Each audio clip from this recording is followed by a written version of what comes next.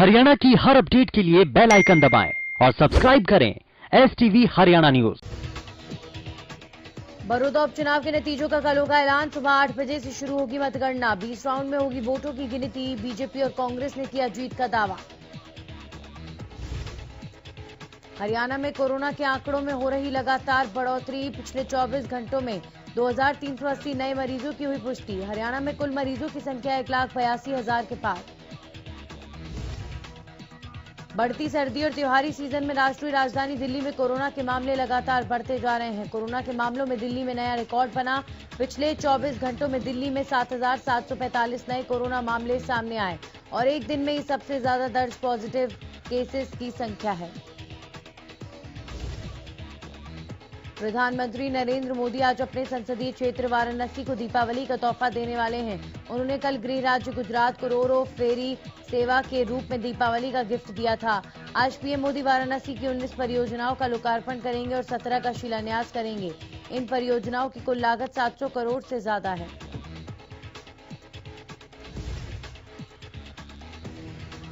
बिहार की 243 विधानसभा सीटों के लिए मतदान की प्रक्रिया संपन्न हुई। चुनाव नतीजे 10 नवंबर को आने हैं।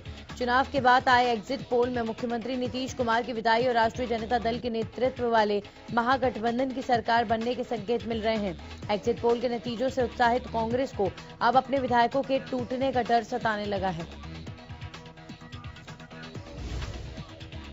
दिल्ली एनसीआर में तमाम उपायों के बावजूद वायु प्रदूषण की स्थिति में सुधार होता नहीं दिख रहा। सोमवार सुबह कई इलाकों में हवा की गुणवत्ता बेहद ही गंभीर श्रेणी में पहुंच गई। प्रदूषण के चलते सांस लेने में कठिनाई के साथ ही आंखों में जलन की समस्या भी सामने आने लगी है।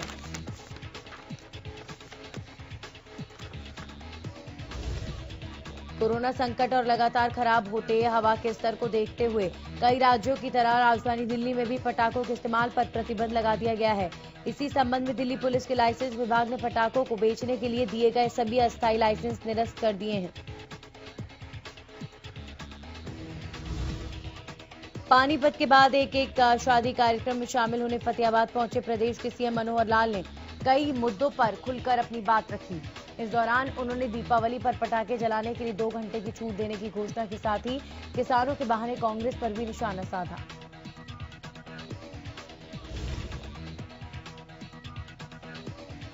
मुख्यमंत्री मनोहर लाल ने पानीपत में शिक्षकों के लिए योग प्रशिक्षण वर्कशॉप का उद्घाटन किया। इस मौके पर सीएम ने कहा कि योग परिषद और स्कूल शिक्षा परियोजना परिषद ने मिलकर योग प्रशिक्षण शिविर का आयोजन किया। यह आयोजन पूरे प्रदेश में किया जा रहा है जो 7 दिन तक चलेगा। सिरसा के चौधरी देवीलाल विश्वविद्यालय के मल्टीपर्पज हॉल में रविवार को योग प्रशिक्षण शिविर का आयोजन किया गया। हरियाणा स्कूल शिक्षा परियोजना परिषद और हरियाणा योग परिषद के संयुक्त तत्वावधान में कार्यक्रम का आयोजन किया गया। इस कार्यक्रम की अध्यक्षता अतिरिक्त उपायुक्त उत्तम सिंह ने की। झज्जर में भी रविवार को योग शिविर का आयोजन किया गया जिसमें जिले के तमाम डीपी और पीटीआई ने हिस्सा लिया। योग के इस कार्यक्रम में उपायुक्त संजय दहिया ने बतौर मुख्य अतिथि के रूप में शिरकत की तो वहीं मुख्यमंत्री मनोहर लाल ने वीडियो कॉन्फ्रेंसिंग के जरिए सभी को संबोधित किया। सिरसा के जनता भवन में कांग्रेस ने किसान सम्मेलन का आयोजन किया। कार्यक्रम में कांग्रेस प्रदेश अध्यक्ष कुमारी शैलजा और प्रदेश प्रभारी विवेक बंसल ने शिरकत की और कृषि कानूनों को लेकर केंद्र सरकार पर हमला बोला। पेहोवा के गांव भौरसैदा के मशरूम फार्म पर मशरूम उत्पादन प्रक्रिया का जायजा लेने खेल राज्य मंत्री संदीप सिंह पहुंचे जहां खेल राज्य मंत्री संदीप सिंह ने कहा कि खेती बाड़ी के साथ साथ किसान इसी से जुड़े दूसरे विकल्प अपनाकर अपनी आमदनी को बढ़ा सकते हैं।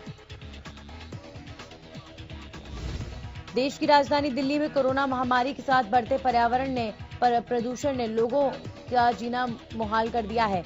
इसी का कारण है कि ओलंपिक और विश्व विजेता रहे बॉक्सर विजेंद्र बेनीवाल कुछ दिनों से दिल्ली छोड़ अपने गांव पहुंच गए हैं। यहां वो अपने बगीचे में कश्ती चलाने के साथ राजनीतिक वाद पलटवार में जुटे हुए हैं।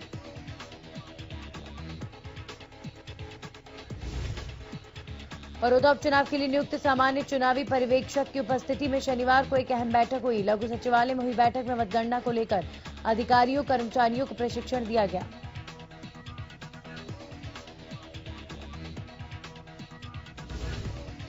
बादली में अवैध रूप से बिक्री शराब के मामले में सीएम फ्लाइंग ने छापेमारी की। छापेमारी के दौरान सीएम फ्लाइंग टीम ने देसी शराब की 39 बोतल, 32 आधे बरामद करे हैं। पुलिस ने कुल 3 दुकानों पर छापेमारी की, जहां से तीनों दुकानदारों को देसी शराब समेत गिरफ्तार किया गया। पलवल में एलिवेटेड पुल का निर्माण कार्य फिर से शुरू हो गया। ये पुल बड़ा पलवल पर बनाया जा रहा है, जिसका निर्माण कार्य करीब 1.25 साल से बंद पड़ा था। ये पुल 225 करोड़ रुपए की लागत से बनाया जा रहा है।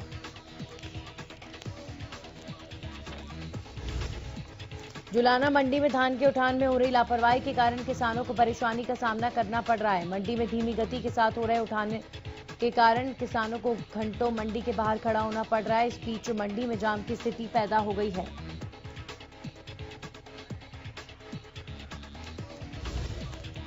अंबाला के पंजोखरा में देर रात आपसी कहासुनी में एक युवक ने 2 लोगों पर चाकू से वार कर दिया। इस दौरान एक की मौके पर ही मौत हो गई, जबकि एक गंभीर रूप से घायल बताया जा रहा है। मामले की जानकारी मिलते ही पुलिस ने आरोपी को 24 घंटे के अंदर गिरफ्तार किया। पुलिस अधिकारियों ने बताया कि ये मामला पुरानी रंजिश से जुड़ा हुआ है।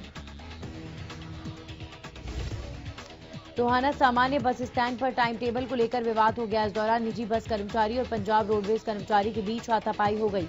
रोडवेज कर्मचारियों की मारपीट का वीडियो वायरल हो रहा है। पंजाब रोडवेज कर्मी हरप्रीत सिंह ने आरोप लगाया कि निजी बस कर्मियों ने उसके कपड़े फाड़े और उसके साथ हाथ से कैश बैग और बक्सा भी छीन लिया। फतेहाबाद की सीआईए स्टाफ की टीम को बड़ी सफलता हाथ लगी है। सीआईए स्टाफ की टीम ने कार्रवाई करते हुए एक महिला से 110 ग्राम हेरोइन बरामद किया है। पुलिस ने महिला को गिरफ्तार कर कार्रवाई शुरू कर दी। आईपीएल के 13वें सीजन के दूसरे क्वालीफायर मुकाबले में दिल्ली कैपिटल्स ने सनराइजर्स हैदराबाद को 17 रनों से मात देकर पहली बार आईपीएल के फाइनल में जगह बनाई। करो या मरो के इस मैच में दिल्ली ने हैदराबाद को 190 रनों का लक्ष्य दिया था, लेकिन हैदराबाद की टीम 20 ओवरों में 8 विकेट पर 172 रन ही बना पाई। आईपीएल के 13वें सीजन के दूसरे क्वालीफायर मुकाबले में दिल्ली कैपिटल्स ने सनराइजर्स हैदराबाद को 17 रनों से मात देकर पहली बार आईपीएल के फाइनल में जगह बनाई। करो या मरो के इस मैच में दिल्ली ने हैदराबाद को 190 रनों का लक्ष्य दिया था, लेकिन हैदराबाद की टीम 20 ओवरों में 8 विकेट पर 172 रन ही बना पाई।